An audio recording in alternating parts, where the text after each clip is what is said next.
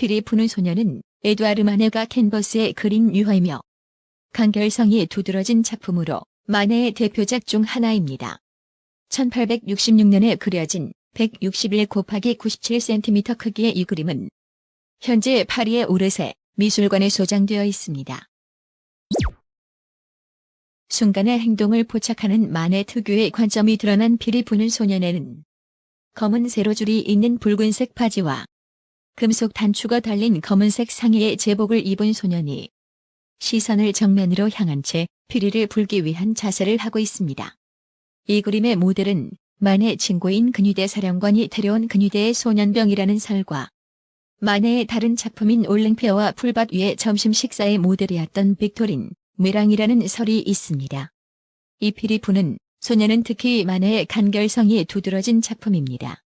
당시의 초상화는 장식적인 요소를 배치하는 것이 일반적이었던 것에 비해 이 그림은 검은색, 빨간색, 흰색 등 최소한의 색을 사용하여 간결하게 그렸고 공간에 깊이를 주기 위한 원근법을 배제하고 배경 없이 회색조의 톤으로 일관했습니다. 대상을 공기로 감싸는 듯한 배경 처리는 스페인 화가 디에고 벨라스케스의 배경이 비어있는 작품에서 영향을 받았습니다. 이는 마네가 1865년 스페인 마드리드의 프라도 미술관을 방문해 벨라스케즈의 작품을 모사하면서 배웠다는 사실이 동료 화가인 팡탱 라투르에게 보낸 편지에 나타나 있습니다. 필이 부는 소년에는 그림자도 발 아래에 짧은 선 하나와 손 외에는 전혀 보이지 않습니다. 바지에 몇 개의 주름이 있기는 하지만 전반적으로 명암 처리를 생략해 입체감이 잘 나타내지 않는 평면적인 그림으로 바지 옆에 검은 세로줄도 윤곽선만 뚜렷할 뿐 입체감과 질감이 느껴지지는 않습니다.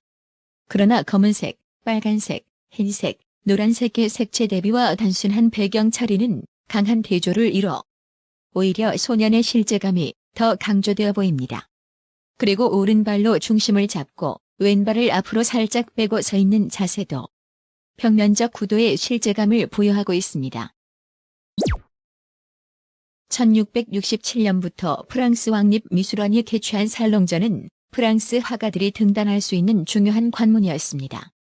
마네는 1863년 풀밭 위의 점심 식사와 1865년 올랭피아를 살롱전에 출품하였으나 낙선하였고 매춘부의 누드를 그린 이유로 수많은 공격과 비난의 대상이 되었습니다. 이후 1866년에 마네는 간결성이 두드러진 필이 부는 소년을 살롱전에 출품하였지만 역시 낙선하였습니다.